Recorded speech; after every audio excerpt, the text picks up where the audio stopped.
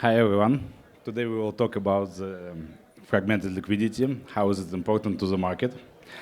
And I have a question about what do you think there are multiple projects that are trying to address liquidity fragmentation in this space. Do you believe there will be only one project succeed, or there will be multiple models that are operating independently? I would like to start then. Hi everyone, Sergej here from 1inch, co-founder. So I think that we will have other projects who build similar things or comes with innovations, and it's good for the user. I wish to have more projects actually to onboard people. So we have, for example, Uniswap, ZeroX, Matcha operating in US. We are not operating in US at all. So you know why. So and it's good. They onboard new people. They educate new people. And one day, as soon as clarity is there in terms of regulation, maybe we can all play together in the same field. Yeah, competition is good for the user. So what I think. Yeah, I guess I will take sort of the opposite approach. Obviously at LayerZero, we're on the base layer of how sort of any arbitrary state data moves across different networks.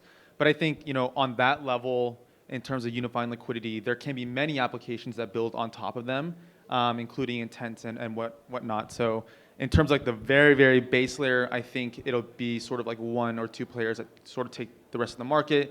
And then on top of that, on like the consumer application layer, in terms of like bridging and other unique experiences, I think there will obviously be many more applications built on top. Hey guys, so from a DWF and OpenEden perspective, I think unified liquidity is obviously one of the bigger questions. It's really a bigger question that we try to solve. In real estate today, for example, in Dubai, if you buy a real estate property, it's not fungible with a property in Singapore, but imagine putting real world assets on chain on the ERC20, you unify liquidity, right? You are able to bring that liquidity into, from different segments of the market into a particular standard on the blockchain. And I think that's effectively one of the biggest use case, and that's a 10x user experience. Imagine buying a real world asset protocol without the trouble of going through the legal and your documentation. It's very painful buying properties, as you may be aware, and doing everything on chain that will resolve the liquidity because you have more transparency. Like, imagine buying a fishing farm in Vietnam. Like, what's the secondary liquidity? What's the buyers or sellers volume over the last 2-3 years? It's almost impossible, and you don't even know the provenance of the data. But imagine putting everything on the blockchain. You can see this hacker, this per square foot of fishing farm that's been sold in the last 2 years, and that brings provenance, that brings authenticity to liquidity. And liquidity is a function of both demand and supply.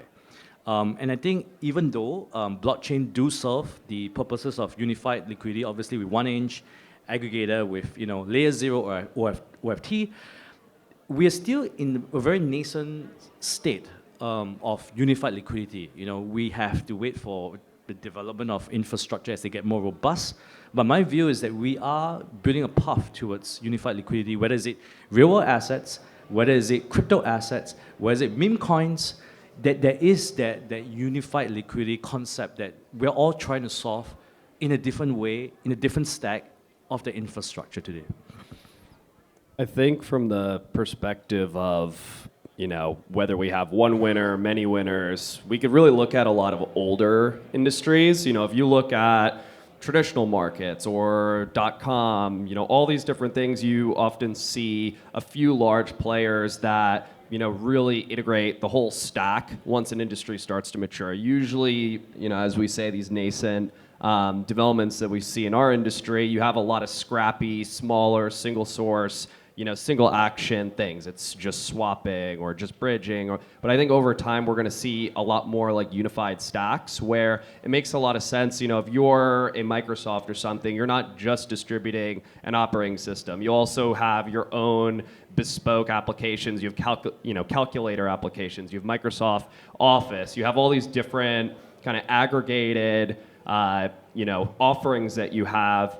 When you look at the moat of a lot of more established companies, it's the distribution rails. You know, when you're a company that has 80% of liquidity, 80% of volume, everyone's going to go there. The conventional wisdom from like a traditional finance background like mine is liquidity begets liquidity, right? So once you see an incumbent party really attract a lot of that liquidity, and then they start to become Lindy, if you will, which is a term that people use a lot in our industry, that becomes really hard to shake, right? You could get better execution. They could take risk transfer becomes a lot smaller of a traded risk if you're looking at something like cross-chain bridging, for example.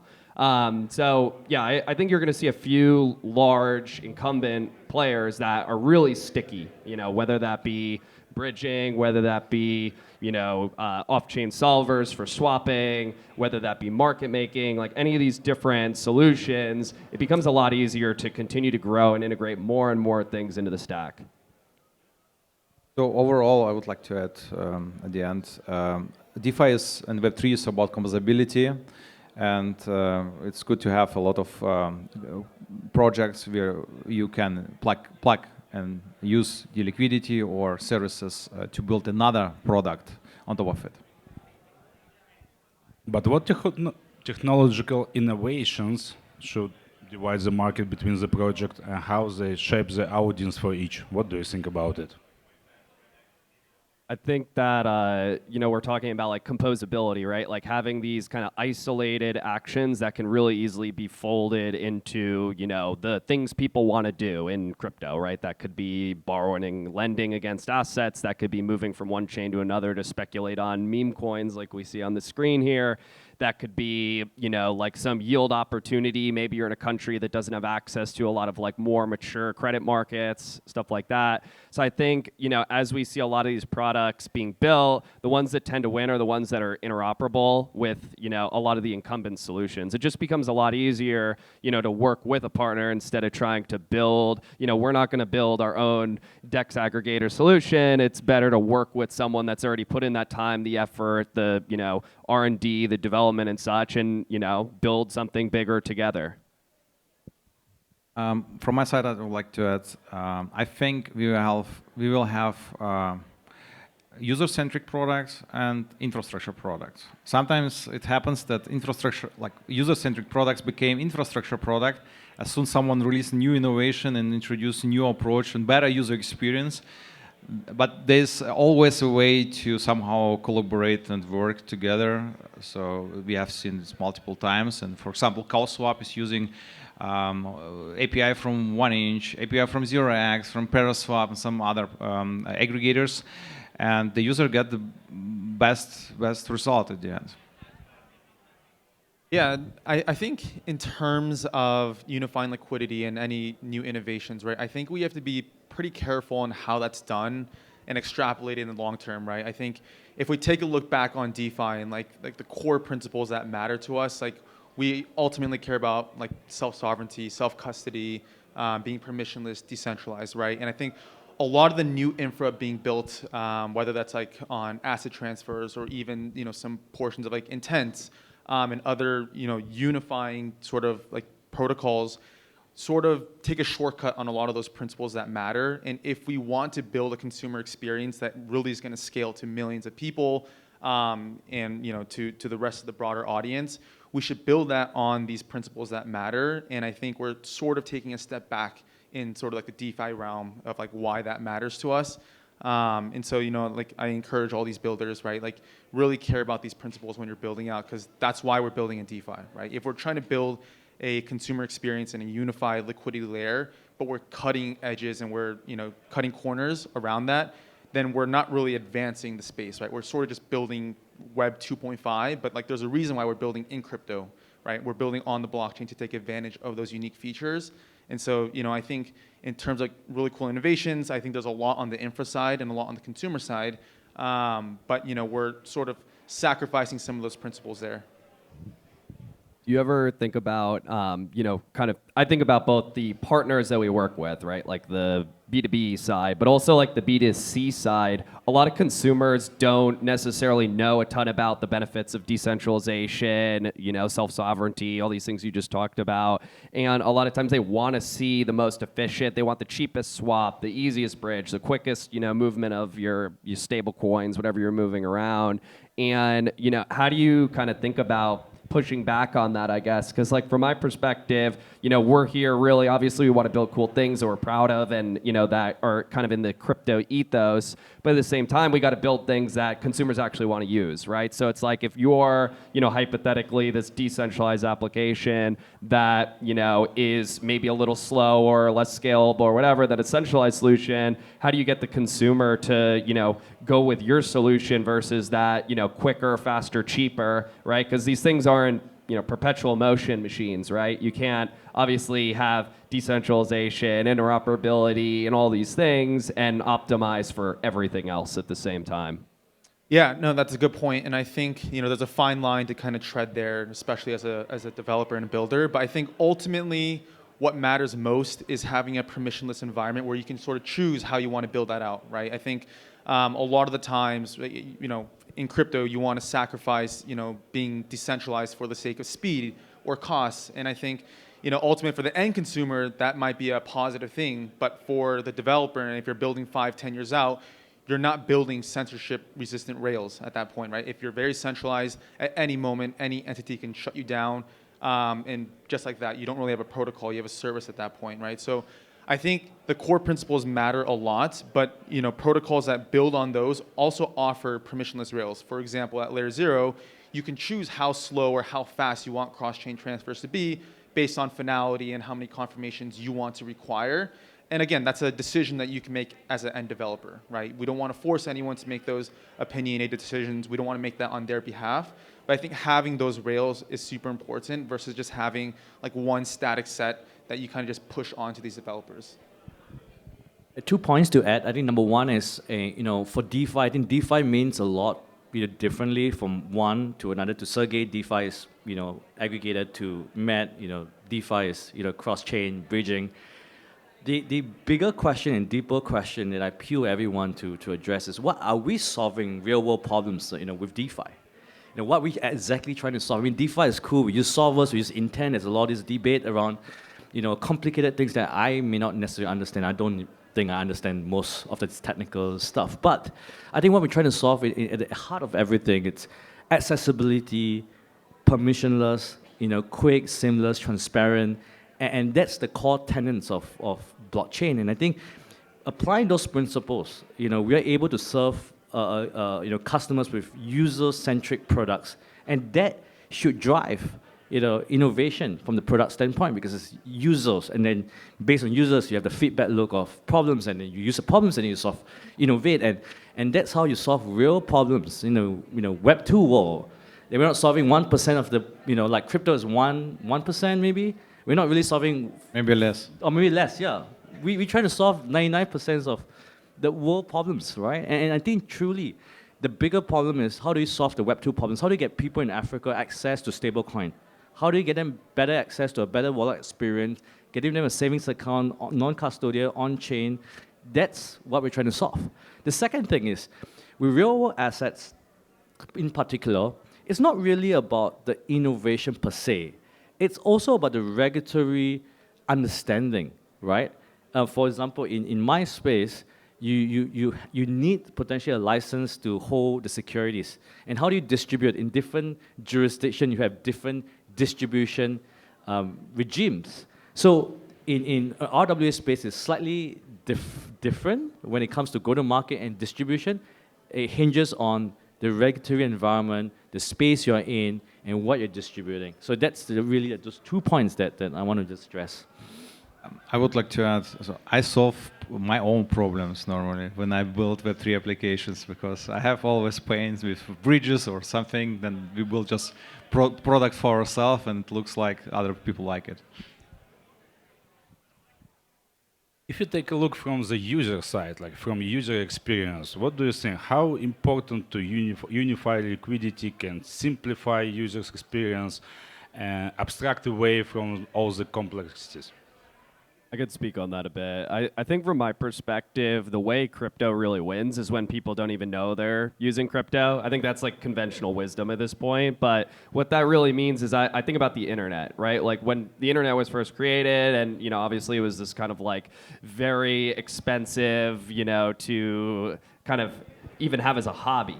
And then, it became more and more in the public consciousness. You had families getting a, home computer and such. Nowadays, like, everyone has access to the internet, right? Like, everyone has a computer in their pocket that is a phone, right? And it has immediate access to the internet. But when you first started using the internet, you had to access it through, like, root access, right? You were actually directly connecting to the internet and interfacing with it. Now you just get a $50, monthly subscription with, like, Fios with Verizon or something, and you're good to go.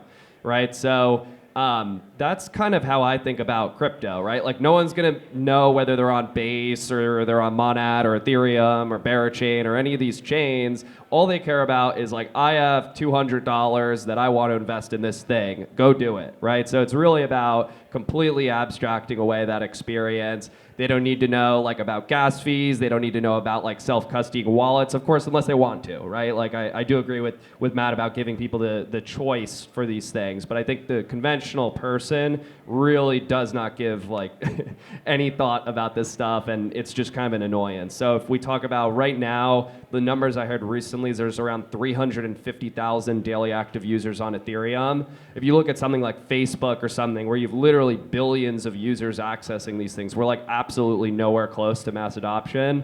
And I think really the main thing that's going to drive that is when we're actually like creating products where you're like, I want to get yield and I deposit into this thing and now I have access to all this liquidity. Yes, I fully agree. So users should not think about how, they just want something, right? They want results. And this is kind of a way of also building new applications.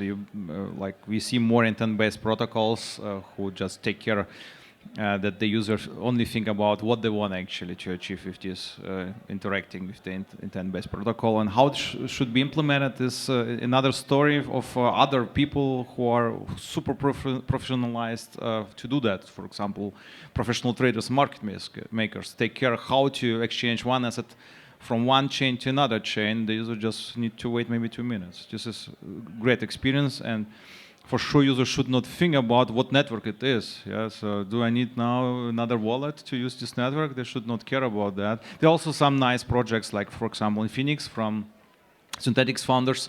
Really, one of the also kind of next generation applications. You just can just log in with your Touch ID on your Mac, and then you have social recovery, and you can just easily use the DeFi products in one-stop shop access. Yeah.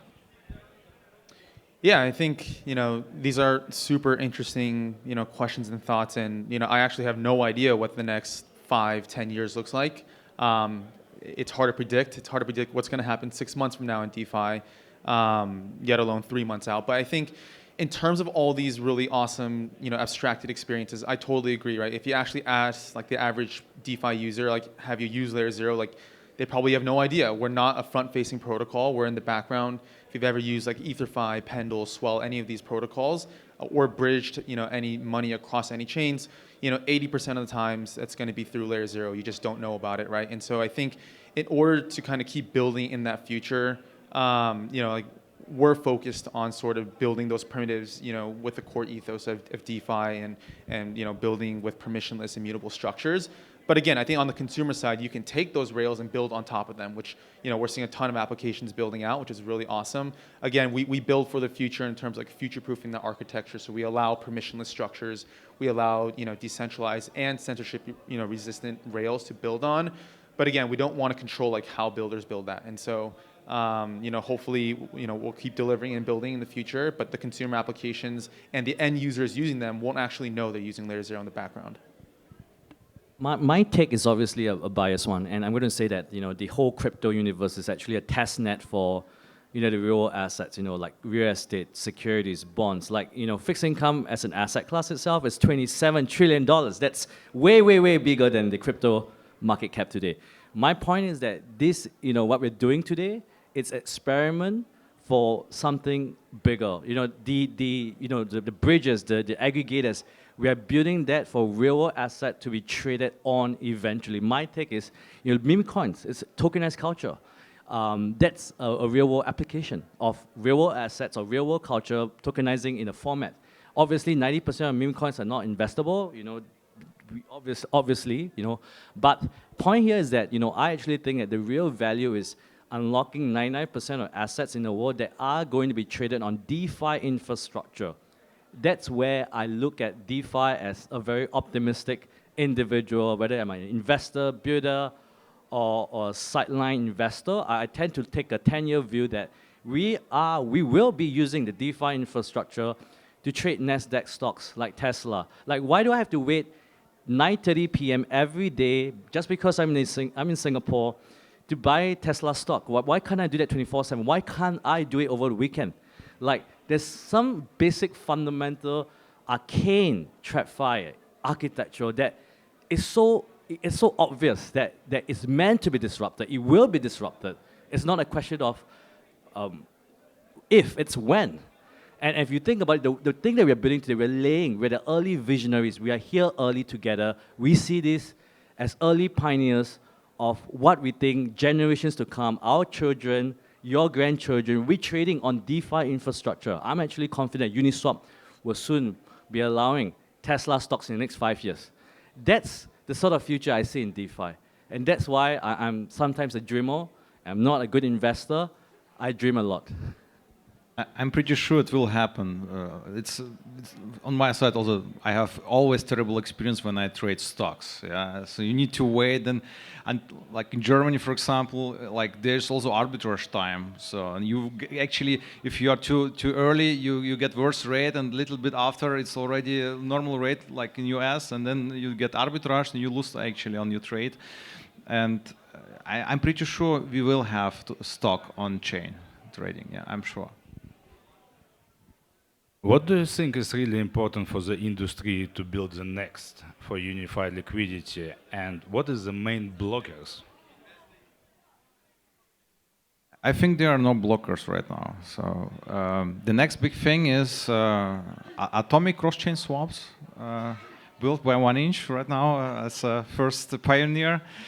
I don't know why no one came to the solution to build just atomic swaps. What works, just works and simple.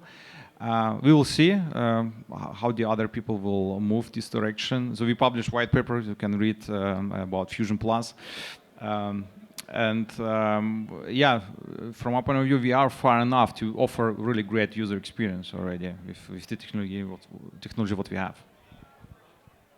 I think a lot about the next step being around integration or I guess integrated DeFi, where, you know, right now I think the experience for messing around with like DeFi or crypto more broadly, not only do you have like fragmented liquidity, but you also have fragmentation of experience, right? Like if you need to swap a token, you need to go to a DEX, right? If you want to say borrow against an asset, you need to deposit that asset in some money market, and then, you know, now you can do that, but that's a separate website. If you go and you want to bridge to a chain, you need to go to some bridging platform, you know, that is either isolated for that asset or broad, like, you know, called blue chip assets.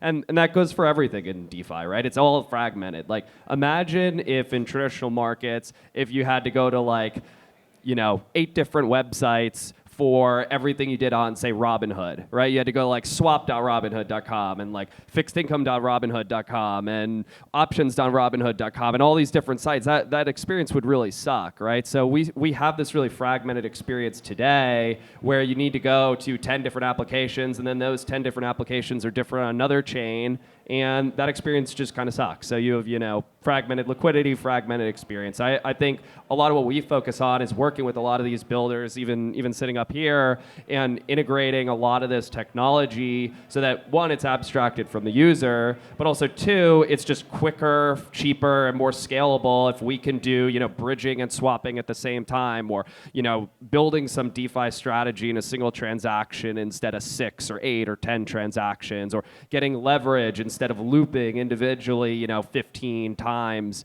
just doing that in one step. And I think that's really where the future is. And that's where we start approaching things that actually can be adopted by the masses.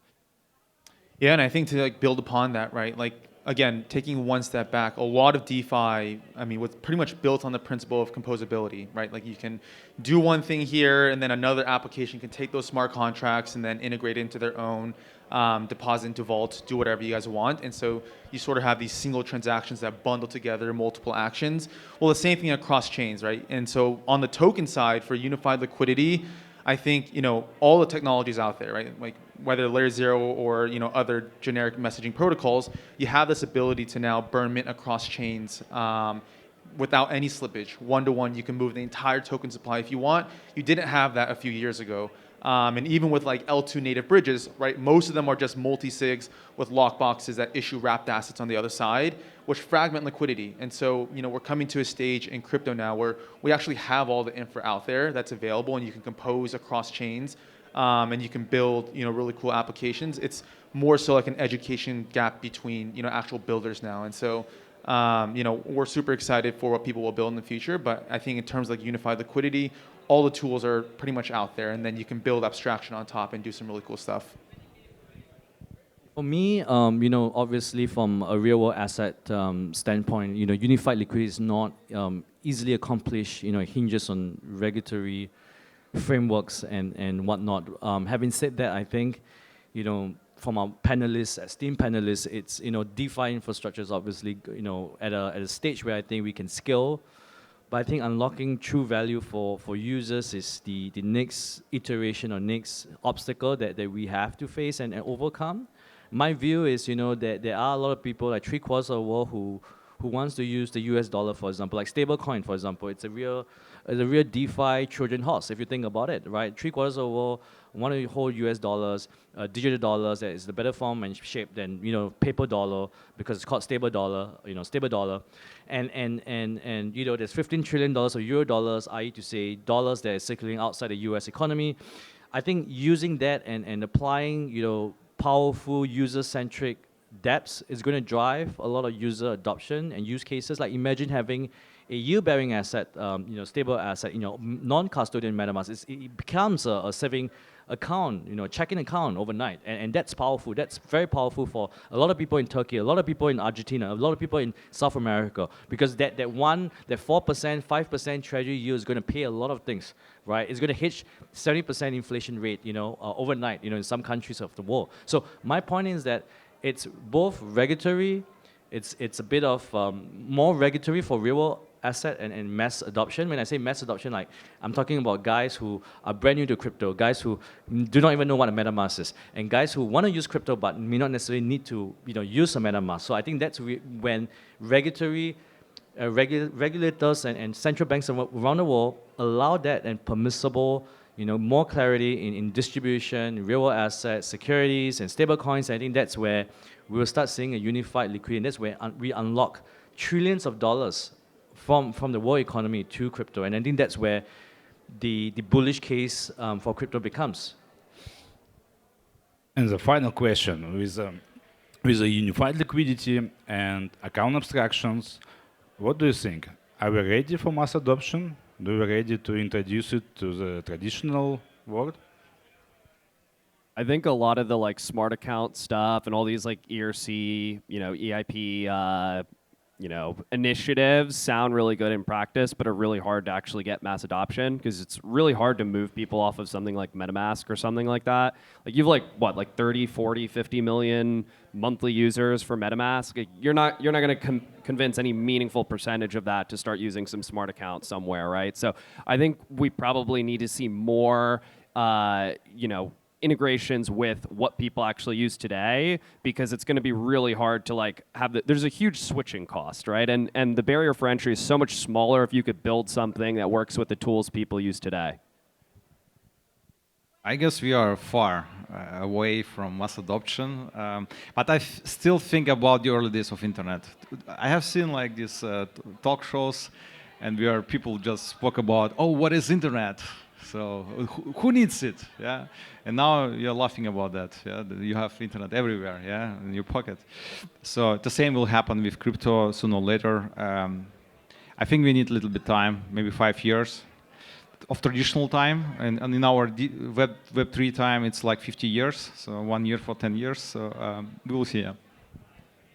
Yeah, I think it's yes and no, right? Like, like when we're talking about, do we have the infra today? Like, as this generation gets older and older, right? Like, it already is very difficult to set up a bank account.